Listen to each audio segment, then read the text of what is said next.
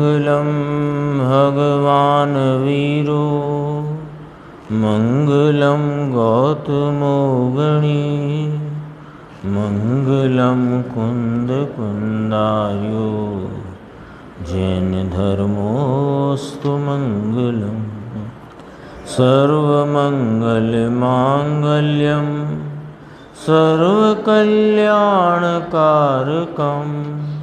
प्रधानम सर्वधर्माणां जैनम जयतु शासनम।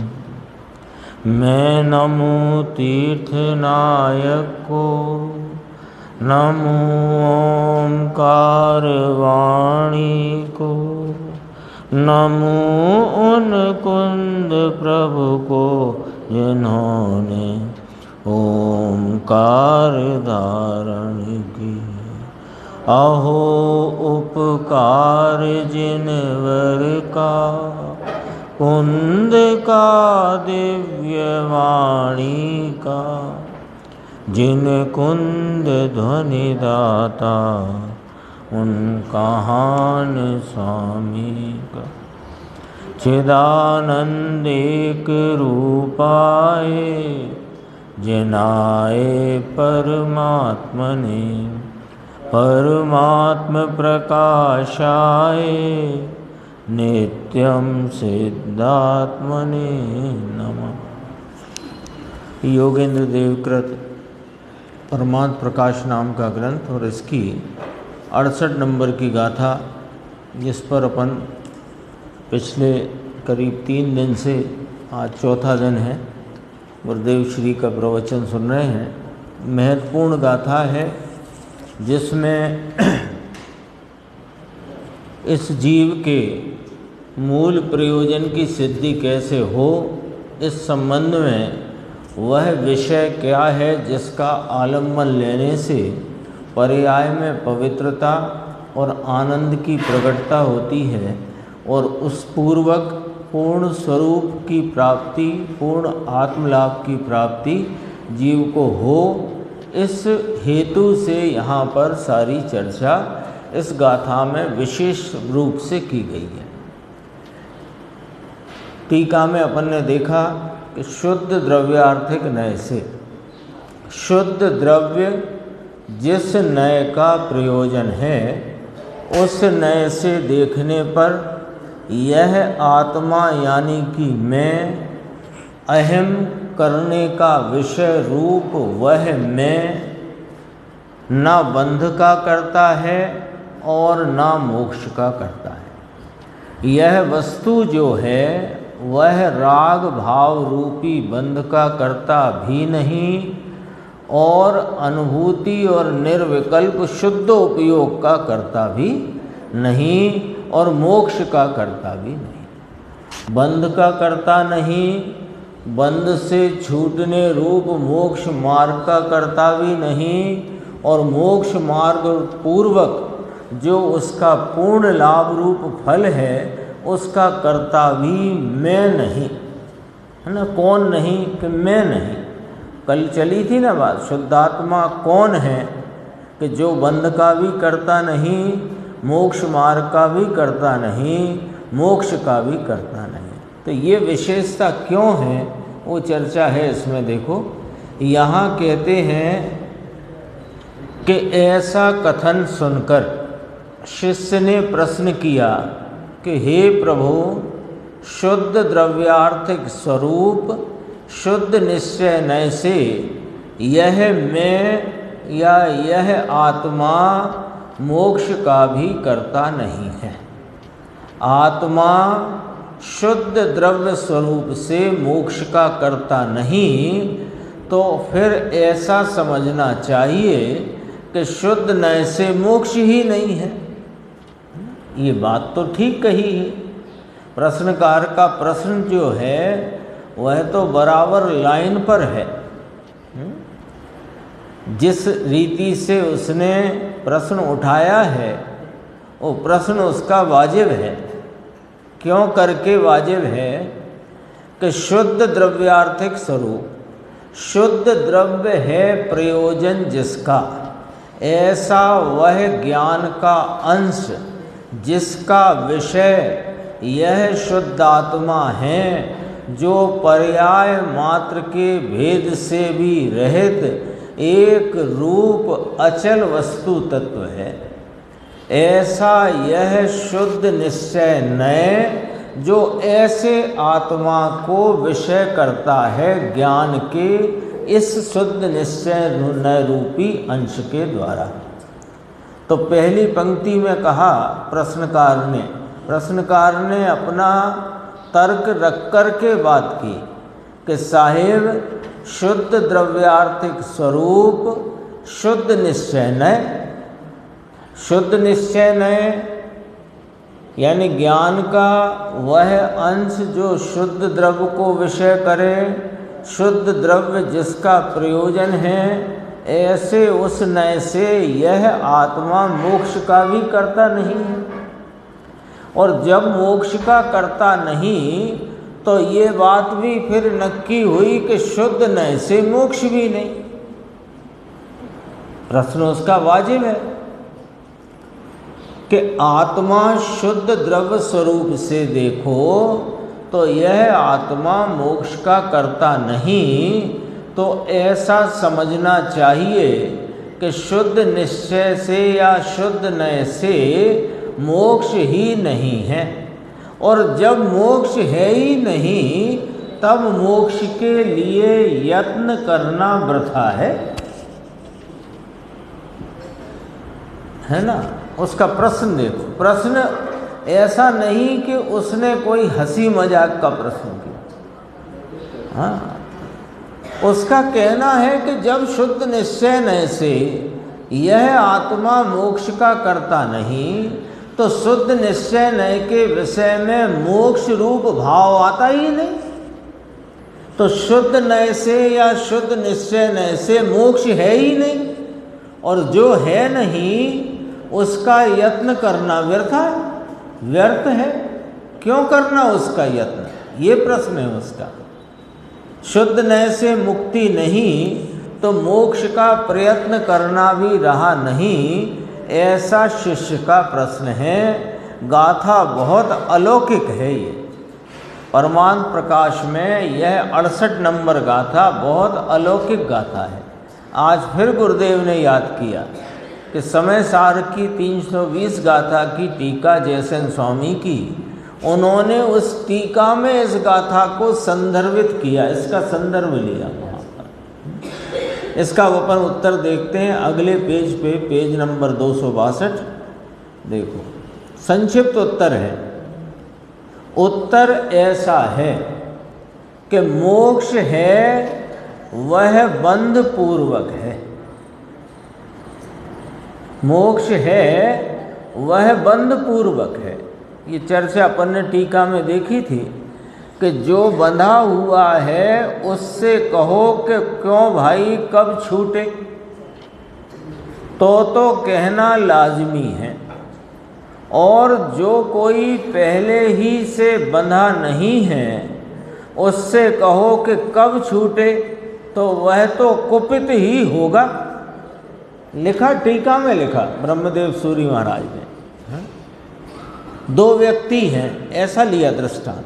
दो व्यक्ति हैं, एक व्यक्ति जो कभी बंधाई नहीं, बंध भाव को प्राप्त हुआ ही नहीं, यानी जेल में गया नहीं। उदाहरण में एक कभी जेल में गया ही नहीं और एक जेल में गया और जेल से छूटा। ठीक है, ये दो नए खड़े कर दिए दृष्टांत में। एक व्यक्ति जो जेल गया ही नहीं और एक व्यक्ति जो जेल में गया और जेल से छूटा। तो जो व्यक्ति जेल गया और जेल से छूटा, ये व्यवहार नय को बताने वाला व्यक्ति, और जो कभी जेल गया ही नहीं, यह निश्चय स्वरूप को बताने वाला व्यक्ति। दृष्टांत रखा है ना। तो यह आत्मा शुद्ध निश्चय नय से, जो कहा कथन में, शुद्ध द्रव्यार्थिक स्वरूप शुद्ध निश्चय नय से, यह आत्मा कभी बंधा ही नहीं, तो बंधा नहीं तो इसका मोक्ष भी नहीं। ये तो मुक्त स्वरूप है, ये तो मुक्त स्वरूप है। दरअसल मुक्त स्वरूप भी कहने की जरूरत नहीं है, ये तो है। और कैसा है कि अनादि अनंत त्रिकाली अपना एक रूप सामान्य सदृशता का पुंज है। ये सदृश सदृश सदृश सदृश, ये जो बंद होना, फिर बंद से छूटने का उपाय होना, और फिर बंद से छूटने के उपाय पूर्वक छूट जाना, ये सारा खेल पर्याय का है। और पर्याय शुद्ध निश्चय के विषय में विषय नहीं होती। तो प्रश्न वाजिब है कि शुद्ध निश्चय का विषयभूत तो जो आत्मा है उसमें तो ना बंध है ना मोक्ष है, तो उसके मोक्ष ही नहीं तो यत्न करना वृथा है। तो कहा कि यद्यपि कि यह आत्मा शुद्ध निश्चय न से न बंध करता है न मोक्ष करता है, तथापि व्यवहार न से इसकी पर्याय रूप भेदों में बंध भाव और उससे छूटने का उपाय भाव और उससे छूटने रूप मोक्ष भाव होता है, पर्याय में होता है। तो पर्याय में बंधता है, पर्याय में उपाय होता है, पर्याय में छूटता है। वस्तु न बंधी है न छूटती है, ये इसका उत्तर है। देखो यहाँ गुरुदेव श्री फरमाते हैं, पर्याय में राग का बंध हो तो उसका अभाव करके बंध पूर्वक मोक्ष होता है। माने जिसका बंध होता है उसका मोक्ष होता है। बंध पूर्वक माने बंद करके मोक्ष होता है, ये नहीं। जिसका बंध होता है उसका मोक्ष होता है, जिसका बंध ही नहीं उसका मोक्ष भी नहीं। और दो व्यक्ति बताए थे ना, एक जो कभी जेल गया ही नहीं, तो जो गया ही नहीं वो छूटे। आपकी जमानत के कागज दिखाओ, अरे काहे की जमानत, हम गए थे क्या जेल जो जमानत के कागज दिखाओ। जो जेल जाए और वहां से छूटे उसको कहते हैं ये जेल गया और छूटा। तो पर्याय में बंद होता है, होता था, पर्याय में बंध के से छूटने का उपाय होता है, पर्याय में बंध से मुक्ति होती है। द्रव्य स्वभाव में तो बंध नहीं और मोक्ष नहीं। वजन है इस बात में, वजन है। वो वजन की चर्चा भी आज गुरुदेव ने की है, देखेंगे अपन।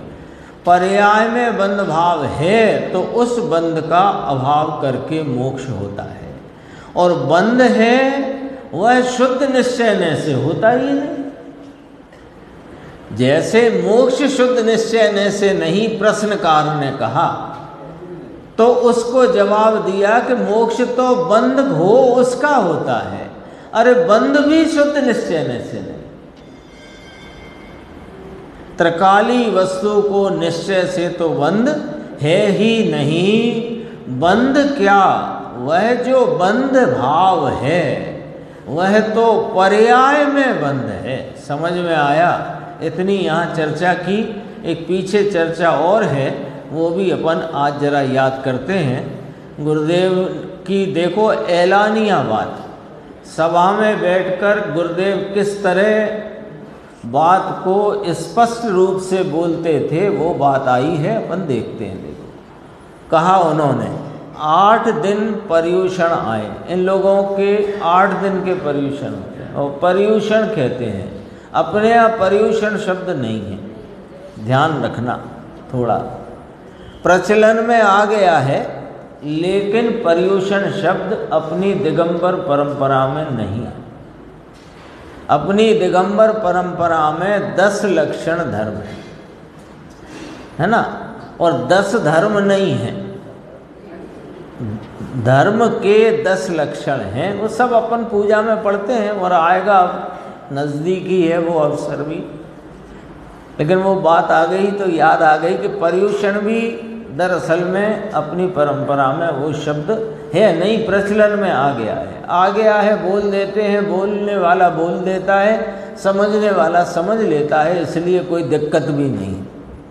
लेकिन जो बात है वो ख्याल में रखना, बोलने से कोई अपराध नहीं हो जाता है, पर नहीं है बात तो है। देखो पर्युषण, 8 दिन पर्युषण आए तब शाम को प्रतिक्रमण, 8 दिन में 4 उपवास करते थे। तब संवत 1964-65 के वर्ष की बात है ना। अपन मोटा माटी देखें तो 1910 ईस्वी सन उस समय की बात है, आज से 112-13 वर्ष पहले। दीक्षा तो संवत 1970 में ली थी।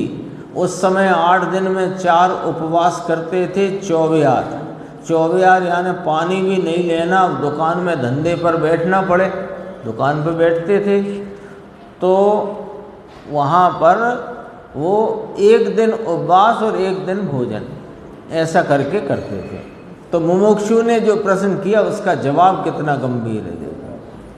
तो उसने, मुमुक्षु ने कह दिया, साहेब उस दिन का पुण्य अभी काम आता है। 64-65 में उम्र होगी लगभग 17-18 वर्ष की, है ना, 17 वर्ष की उम्र होगी।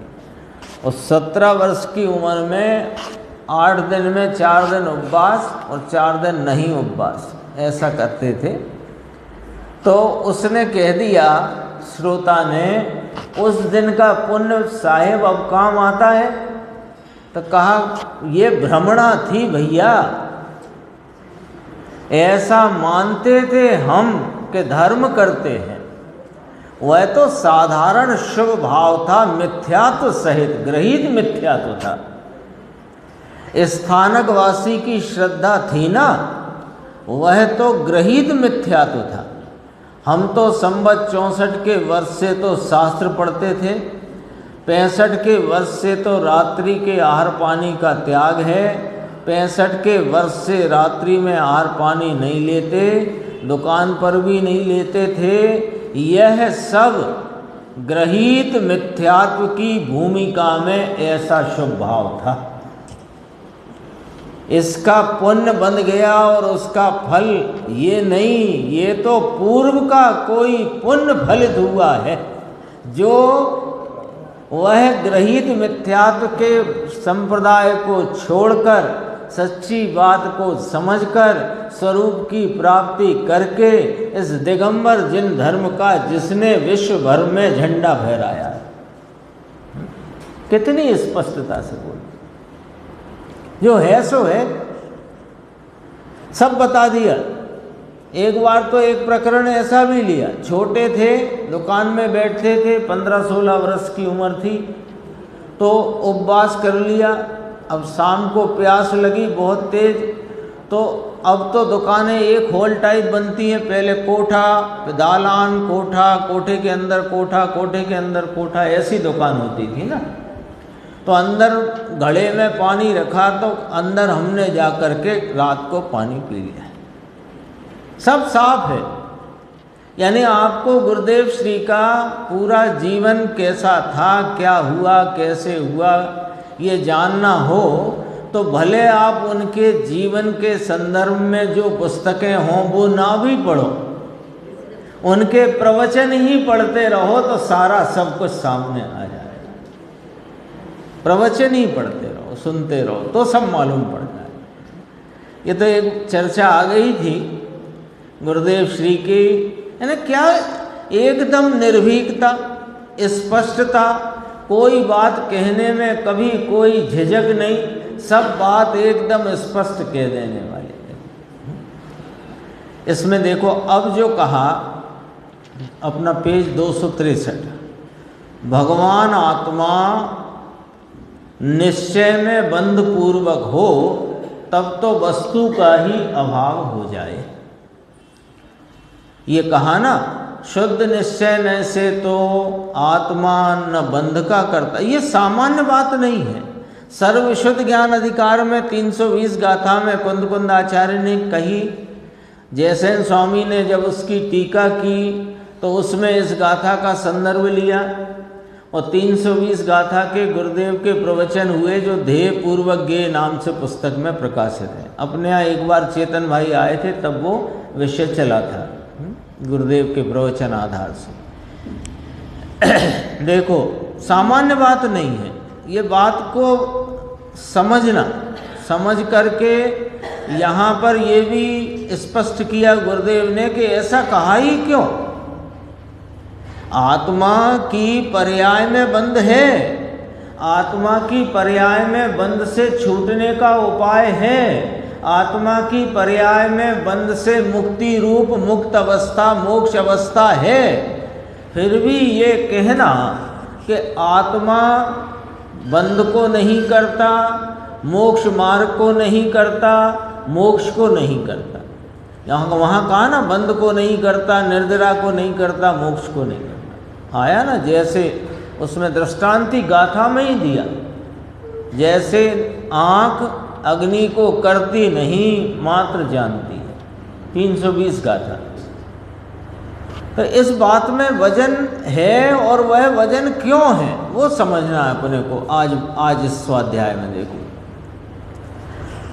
कि बंध यदि आत्मा में माना जाए, पर्याय में बंध है, अभी बात की अपन ने, लेकिन वस्तु में यदि बंध माना जाए तो वस्तु का अभाव हो जाए, क्योंकि जो बंध भाव है वो शुद्ध निश्चय नय से वस्तु में है ही नहीं।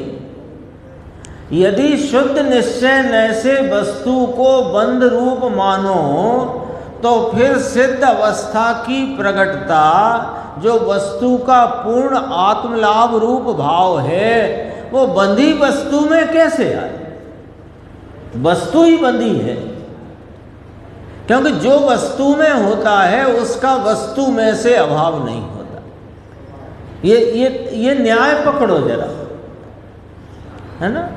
आपको हम 1 किलोग्राम शक्कर देते और हम कहते हैं हमको भाई डायबिटीज है, आप ये शक्कर ले लो और इसकी मिठास आप रखो और शक्कर हमें दे देना वापस। हो सकता है ऐसा? क्यों नहीं हो सकता? बस इतना लॉजिक, क्यों नहीं हो सकता? वो उस वस्तु का वस्तुपना है। यदि वो वस्तुपना उसमें से निकल जाए तो फिर वो वस्तु नहीं। अब हमने आपको थोड़ी मेल मिश्रित धूल मिश्रित शक्कर दे दी कि भाई 1 किलो शक्कर ये आप ले लो, जरा इसकी मलिनता हटा कर के हमें शक्कर दे देना। वो आपने कर दिया तो वो मलिनता बाहर थी, बाहर रही, बाहर ही हुई। शक्कर में यदि मलिनता मानो तो फिर शक्कर में से मलिनता का अभाव हो जाए तो फिर वो शक्कर यदि मलिन ही है तो फिर वो शक्कर ही ना रहे। लॉजिक समझो ये थोड़ा सा। ये गुरुदेव ने कहा, यदि निश्चय में, यथार्थ में, वास्तव में यदि आत्मा बंध पूर्वक बंध रूप हो तो फिर वस्तु का ही अभाव हो जाए। वस्तु में तो बंध है ही नहीं। देखो, बंध है तो मोक्ष कहा, तो मोक्ष हुआ। यदि बंध हुआ था तो मोक्ष हुआ, ठीक है। तो बंध कहाँ हुआ था? यदि वस्तु में हुआ था तो वस्तु मुक्त कैसे हो गई? तो पर्याय में हुआ था, पर्याय में मुक्त हो गई।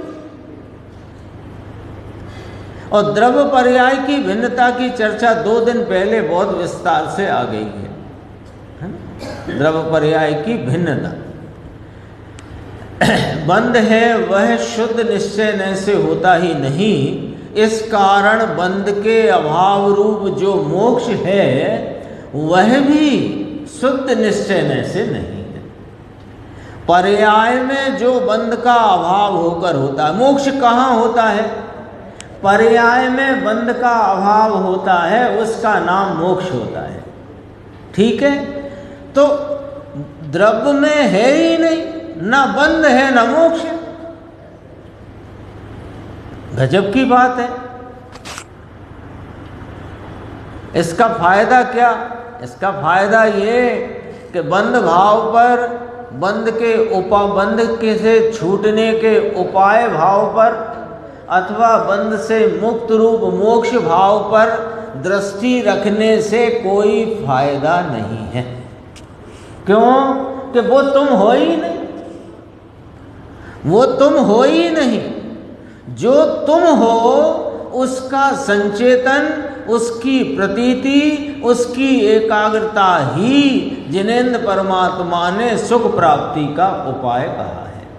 यदि अनादि दुख से मुक्ति चाहते हो, परिणति में सुख का आस्वादन करना चाहते हो और उस सुख को सादि अनंत काल भोगना चाहते हो, तो ये मोक्ष भाव, बंध भाव, मोक्ष मार्ग के भाव, इनको लक्ष्य में मन नहीं लेना, क्योंकि ये वस्तु में नहीं है, ये मैं नहीं हूं।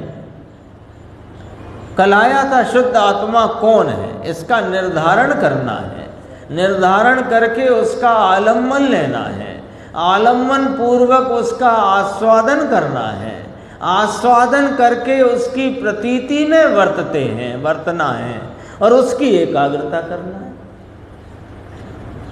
ये ही किया अनादि से। अनंते तीर्थंकरों, अनंते सिद्धों, अनंते केवलियों ने ये ही किया और अनंते धर्मात्मा कर रहे हैं।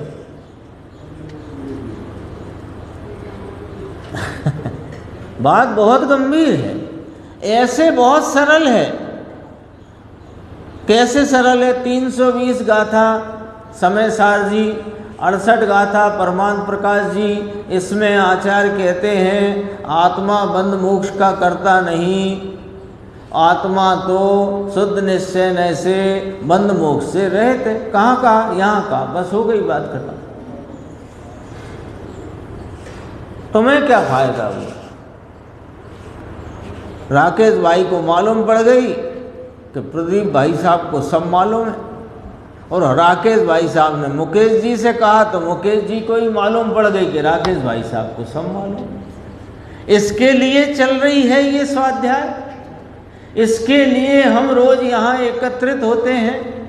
हम यहाँ अपने हित के कल्याण के लिए जो हमें अपना स्वरूप क्या है, वह विषय क्या है, उसको जानने, समझने और उसका आलम्बन लेने के लिए, है ना?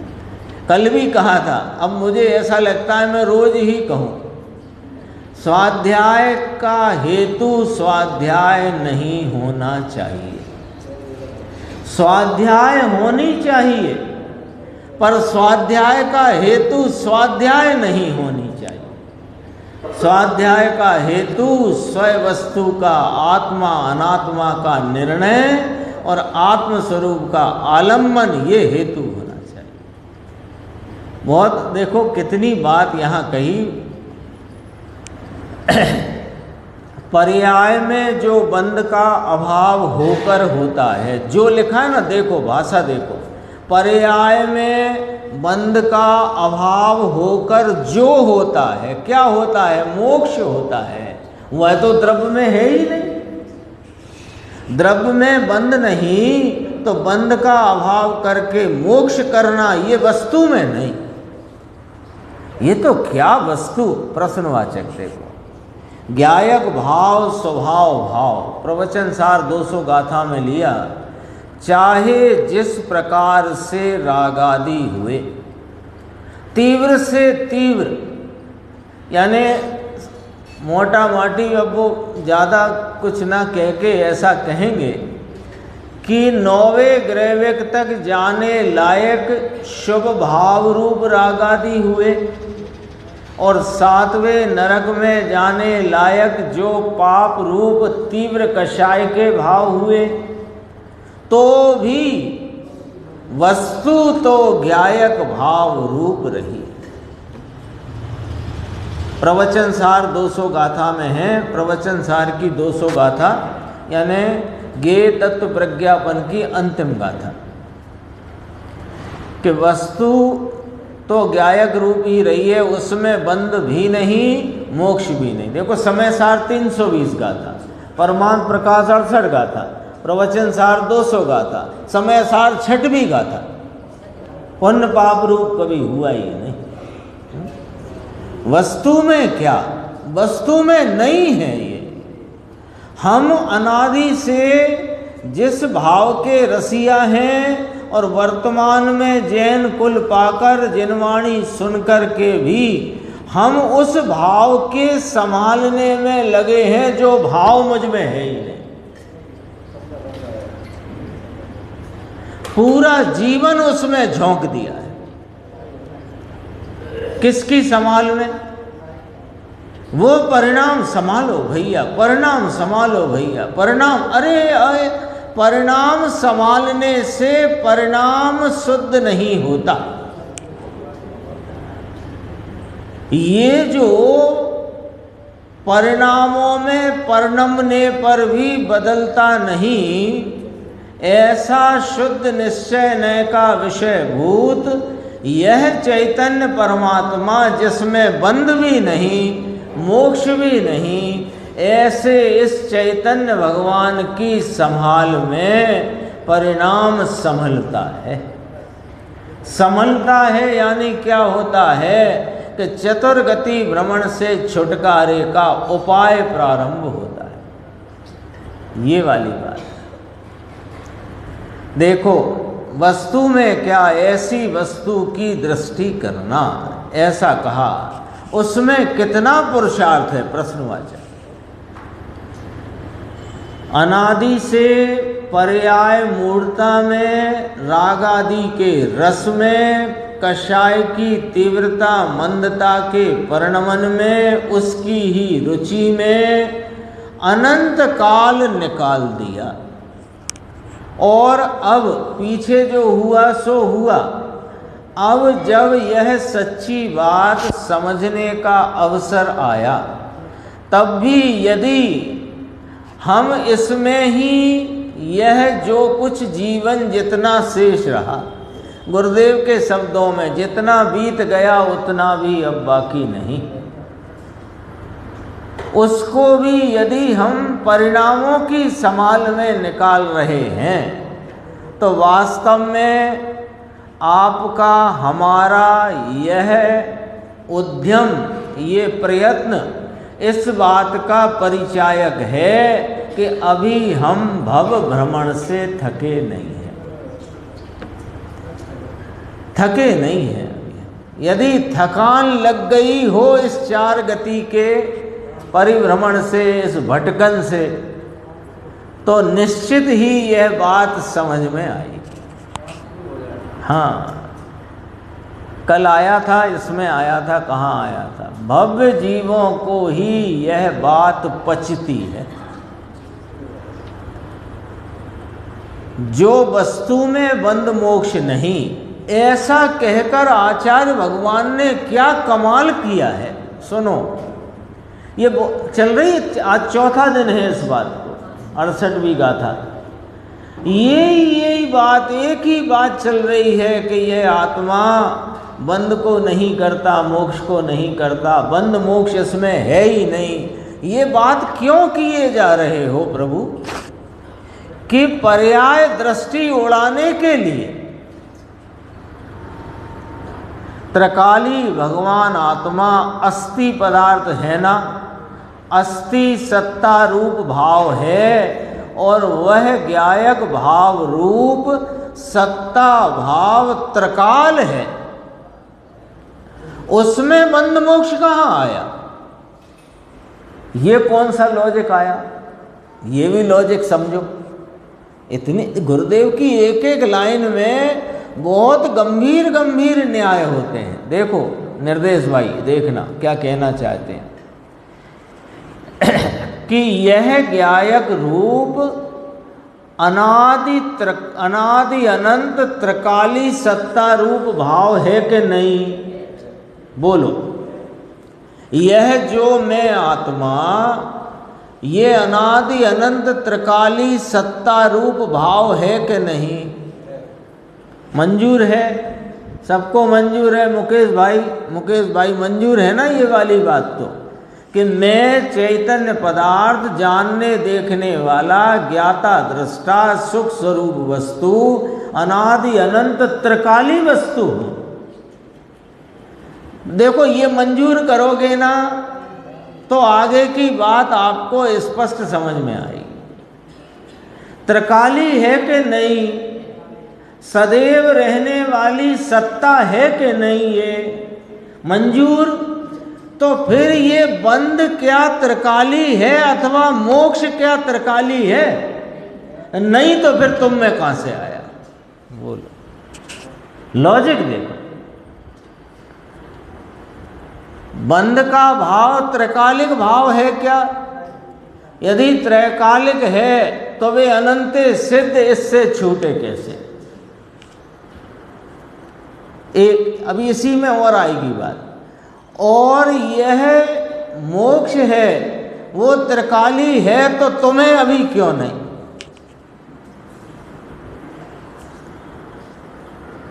लॉजिक आया पकड़ में? और यदि वे वस्तु में हैं तो फिर ये त्रिकाली होने चाहिए। जैसे वस्तु में ज्ञान है, दर्शन है, सुख है, वीर है, प्रभुता है, व्यहुता है ना, अनंत गुण है, शांति है, सुख है, ये है तो ये त्रिकाली है कि नहीं? त्रिकाली है तो सिद्धों के भी अभी मौजूद है कि नहीं? सीधा सच्चा तो लॉजिक है, कोई कठिन कहाँ है। लेकिन इस बात को यथार्थ निर्णय में लेकर फिर दृष्टि में लेना, पुरुषार्थ अनंता कहा तो भी सरल है। अनंता इसलिए कहा कि अभी तक किया नहीं, इसलिए बहुत पुरुषार्थ है। और सरल इसलिए है कि इस कार्य के लिए अन्य किसी की जरूरत नहीं,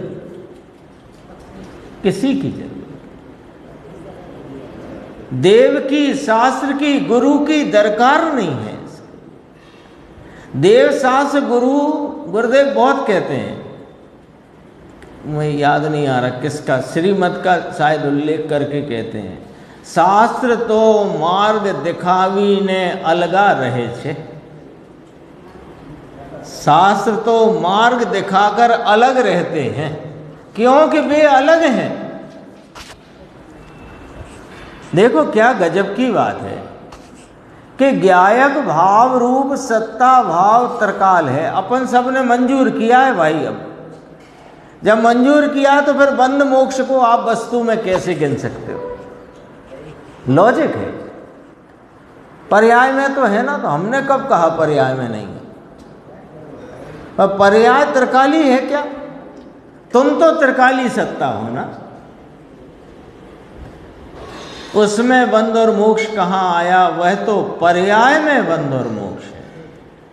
गुरुदेव कहते हैं, आहा कितनी बात की है। पर्याय बुद्धि उड़ाने को और द्रव्य बुद्धि कराने को कहते हैं। आचार्य को शौक नहीं लगा है ये कि हम विचित्र विचित्र बातें करेंगे तो लोग कहेंगे ओहो जयसेन स्वामी, ओहो योगेंद्र देव।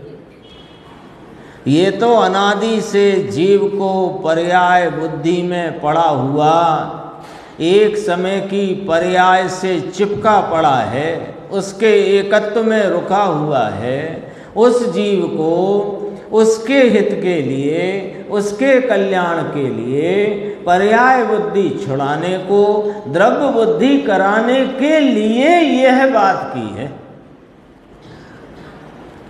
द्रव्य में बंध मोक्ष नहीं है भाई, यह तो धीरज का काम है। बहुत धीरज चाहिए, धैर्य चाहिए, शौर्य चाहिए। डर डर डर के होता नहीं काम, उतावली से होता नहीं काम। उतावली नहीं चाहिए, धीरज का काम है। जिस वस्तु में बंध और मोक्ष नहीं, पर्याय का बंध मोक्ष है भैया, द्रव्य में नहीं। समझ में आया? वह द्रव्य दृष्टि करना। अब यह द्रव्य दृष्टि क्या शुभ उपयोग से होती है? कौन से शुभ उपयोग से द्रव्य दृष्टि हो सकती है? इसका भी कोई लॉजिक है कि हाँ है? शुभ उपयोग की वृत्ति कैसे होती है सो बताओ। सब चीज न्याय से है, जबरदस्ती का यहां एक बात भी नहीं है। एक बात भी यहां आपको जबरन मानने की जरूरत नहीं। जहां आपको अस्वीकारता हो तो वह सबका यहाँ पर गुरुदेव श्री के पास युक्ति है, न्याय है, लॉजिक है, सब है। शुभ उपयोग से द्रव्य दृष्टि क्यों नहीं होती? क्योंकि शुभ उपयोग कैसे होता है सो बताओ। कि शुभ उपयोग प्रशस्त निमित्तों के आश्रय करने से, उनको विषय बनाने से होता है। हाँ, तो शुभ तो प्रशस्त निमित्त कौन है? देव, गुरु, शास्त्र। इनमें स्वयं द्रव्य कितने और पर द्रव्य कितने? सब पर हैं।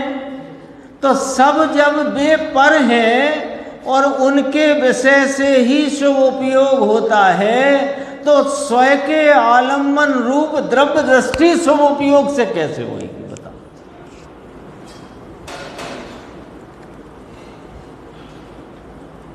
बताओ अब इसमें आ गया कि नहीं आ गया? लॉजिक आया कि नहीं आया? बोलो।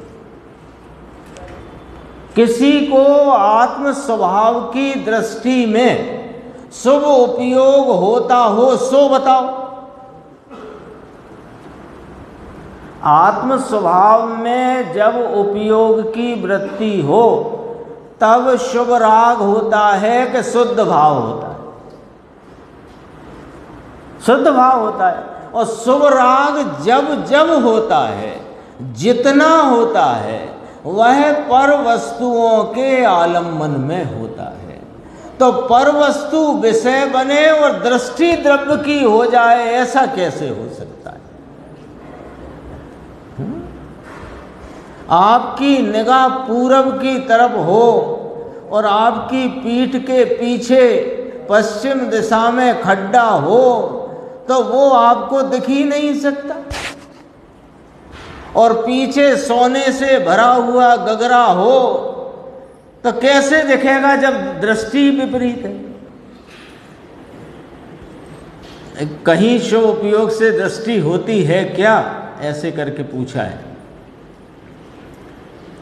देखो फिर 265 पेज पे बस यही बिंदु अपन आखिर में लेते हैं। बहुत गजब की बात है। 69 गाथा को गुरुदेव ने याद किया कि बहुत अच्छी चर्चा आने वाली है।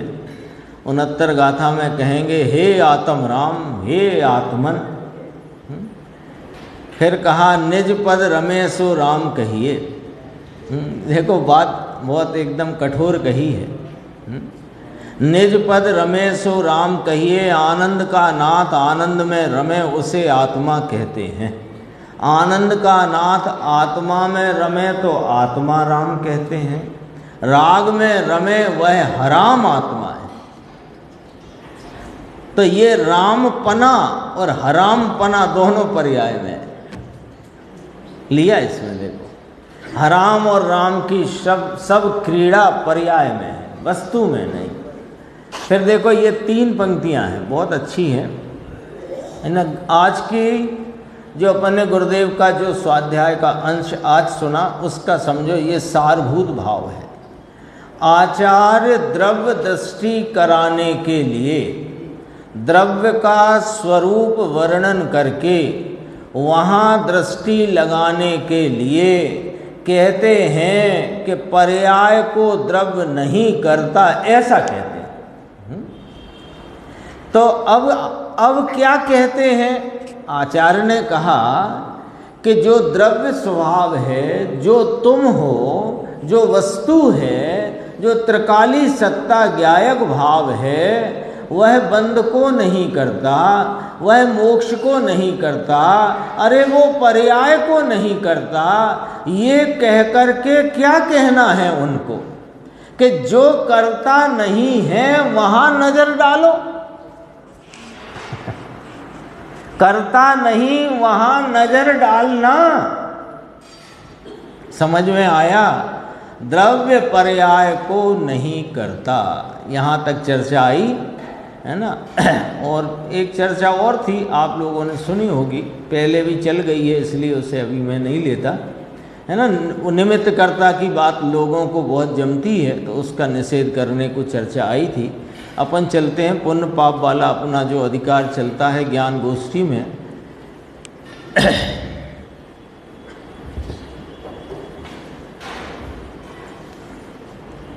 देखो ये प्रश्न दोबारा आ गया, लगभग वही प्रश्न है जो अपन ने 601 नंबर में देखा था। हमने सुना है कि अध्यात्म में पुण्य को भी पाप कहते हैं, उसका आधार क्या? तो योग सार का आधार दिया था 71 गाथा का। फिर यहाँ पर योग सार के नाम से प्रश्न पूछा, तो जल्दी से पढ़ते हैं अपन, क्योंकि वो विषय तो आ ही गया। योग सार में पुण्य को भी पाप क्यों कहा है? कि वैसे तो पुण्य शुभ राग है, परंतु वह स्वरूप से पतित करता है, इसलिए वहाँ कहा है कि पाप को पाप सभी जगत कहता है, किंतु अनुभवी जीव पुण्य को भी पाप कहते हैं। कल आ गई है बात। जैसे ना आचार्य ने भी कहा है कि पुण्य है, देखना अब ये पंक्ति का बड़ा गंभीर अर्थ समझना। अपन आधी वो जैसे चिंदी लेके उड़ जाते हैं, ऐसे नहीं उड़ना चाहिए। सच्चाई तो ये है कि आचार्य भगवान जिस प्रकार निरूपण करते हैं विषय का, उस विषय के पहले क्या विषय लिया और उस विषय के द्वारा क्या विषय वे बता रहे हैं और आगे क्या प्रतिपादन करेंगे, सब अपने ख्याल में होना चाहिए, तब उसका सही मर्म ख्याल में आता है। देखो इसमें पूरी पंक्ति, जैसे आचार्य ने भी कहा है कि पुण्य है वह अशुभ से बचाता है, परंतु शुद्ध स्वरूप से पछाड़ता है, पतित करता है, अतः पुण्य को भी पाप कहा है। अपन इतनी सी पंक्ति लेकर के पूरा जीवन इस पर न्यौछावर कर बैठे। किस बात पर?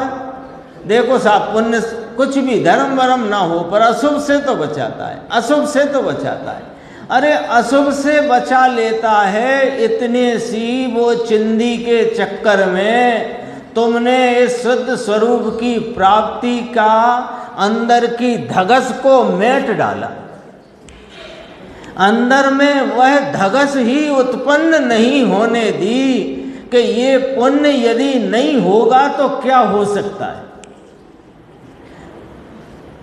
यदि पुण्य न किया, शुभ भाव न हुआ तो अशुभ में चला जाऊंगा। अरे एक बार शूरवीरता से इतना तो विचार में लेते कि इस पुण्य को छोड़कर अनंत सिद्ध पूर्ण भाव को प्राप्त, शुद्ध भाव, पवित्र भाव को प्राप्त हो गए। ये छूट जाएगा तो शुद्ध हो जाएगा, ऐसी सोच क्यों नहीं है? ये छूटेगा तो पाप हो जाएगा, ऐसी ही सोच क्यों है? सोच तो हमारी सोच में खोट है, वस्तु स्वरूप में नहीं। देखो क्या कहते हैं, पुण्य है वह अशुभ से बचाता है, परंतु यहीं अपनी गाड़ी अटक जाती है। परंतु शुद्ध स्वरूप से पछाड़ता है, पतित करता है, अतः पुण्य को भी पाप कहा है। यहाँ तो जिसे आत्मा का हित करना हो उसकी बात है, जिसे संसार में परिभ्रमण करना हो, 4 गतियों के ऑप्शन में से जिनमें अच्छी अच्छी गति पर टिक लगाना हो, उनके लिए सच्चाई में जिनेंद्र परमात्मा के शासन में कोई बात ही नहीं है।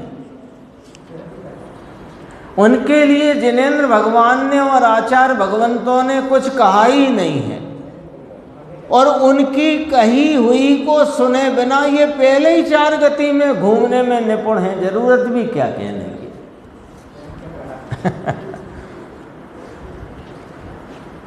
अरे निगोद का जीव भी पुण्य कर कर के बाहर आ जाता है, उसमें क्या दम है। यहाँ तो जिसे आत्मा का हित करना हो उसकी बात है। वैसे तो अब इतिहास भी सुना दिया, वैसे तो अनंत बार शुभ भाव करके 9वीं ग्रैविक तक गया, फिर भी एक भी भव कम नहीं हुआ। अब 604 देखो, अशुभ की अपेक्षा से शुभ को ठीक कहा जाता है या नहीं। देखो पहले का प्रश्न याद रखना पड़ेगा, सब बातें चित्त में रखना पड़ेंगी, है ना। भले अपन 23 घंटे 20 घंटे दूसरे काम करते हों तो कोई बात नहीं, इस समय यहाँ तो जो कल की बात है वो अपने को लाना पड़ेगी ख्याल में। कल क्या आई थी, शुरुआत हुई थी अधिकार की, इसी अधिकार की। पुण्य और क्या पुण्य और पाप समान है, पहला प्रश्न था। तो कहा था अनात्म पने के कारण पुण्य पाप में समानपना है, दोनों भाव अनात्म भूत भाव हैं।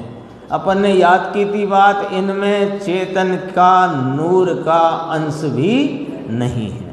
अब देखो, अब वो पूछते हैं 604 नंबर वाले प्रश्न में कि अशुभ की अपेक्षा से शुभ को ठीक कहा जाता है या नहीं। पहले पूछ लिया है क्या दोनों भाव समान हैं, तो कहा अनात्मपने की अपेक्षा, चेतनता के अभाव की अपेक्षा वे दोनों भाव समान हैं। अब दूसरा प्रश्न आ गया कि अशुभ की अपेक्षा से शुभ को ठीक कहा जाता है या नहीं कहा जाता। सो कहो आप हमें जरा समझा दो। तो देखो उत्तर, देखो उत्तर में पहला शब्द से ही, पहली पंक्ति से ही समझना, आत्म भान होने पर सच्चाई ये है कि शुभ और अशुभ में जो आगम में भेद बताया है, शास्त्रों में जो शुभ अशुभ में अंतर थोड़ा बताया है व्यवहार से, निश्चय से तो दोनों अनात्मभूत होने से कोई अंतर नहीं। तो यथार्थतया तो अंतर मानने वाला घोरम पारम संसारम, हिंडद घोरम पारम संसारम, उसके तो लिए 77 गाथा का संदर्भ आया ही था, प्रवचन सार। अभी देखो, यदि शुभ अशुभ में जो कुछ भी अंतर व्यवहार से जिनागम में कहा गया है वो ज्ञानी की अपेक्षा से कहा गया है, अज्ञानी की अपेक्षा से कोई अंतर नहीं है। क्यों? ऐसा क्यों? ऐसा इसलिए कि मिथ्यात्व का महापाप जिसके माथे बंधा हो उसके शुभ अशुभ में अंतर डालने की बात खड़ी ही नहीं होती। सिर पर कीचड़ की डलिया भरकर रखा हो ऊपर, अब हाथ धुला करके और हाथ में चंदन पकड़ लिया तो क्या है उसका मतलब? कुछ भी नहीं। ये दशा है। देखो, आत्मभान होने पर शुभ अशुभ दोनों भावों को बंध का कारण जानने के बाद व्यवहार से अशुभ की अपेक्षा शुभ को ठीक कहा जाता है, पर यह बात ज्ञानी की अपेक्षा है। ले उत्तर हो गया। बोलो यशवंत भाई।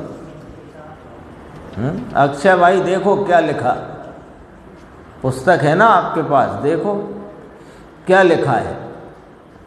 अब उल्टा पढ़ते हैं कि व्यवहार से अशुभ की अपेक्षा शुभ को ठीक कहा जाता है, यह बात ज्ञानी की अपेक्षा है, क्योंकि उसको आत्मभान हुआ है और वह शुभ अशुभ दोनों भावों को अनात्मभूत और बंध का कारण जानता है। अब दूसरी बात कहते हैं, स्पष्ट हो गई ये बात। अब इसमें कोई प्रश्न हो, कोई आशंका हो तो अपन यहाँ पर चर्चा कर सकते हैं, नहीं तो आगे बढ़ते। चरणानि योग में, निर्देश भाई देखो जरा, चरणानि योग में तीव्र कषाय घटाने के लिए मंद कषाय करना, ऐसा भी कहा जाता है। कहा जाता है कि नहीं कहा जाता? चरणानि योग में इस प्रकार के कथन बहुतायत से हैं।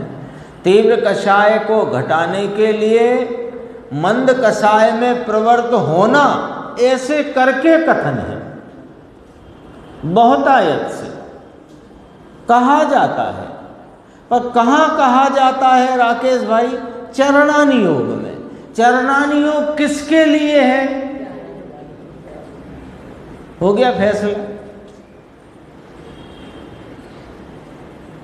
चरणानि योग में दो प्रकार के अधिकार आते हैं, एक श्रावकों के लिए का, एक मुनिराजों के लिए का। दोनों ज्ञानी हैं, दोनों आत्मभान वाले हैं, दोनों का अनादि मिथ्यात्व टल गया है, दोनों मोक्ष मार्ग में अपनी वीतरागता की धारा के साथ प्रवर्तित हैं। उनको चरणानि योग होता है, उनके लिए चरणानि योग होता है।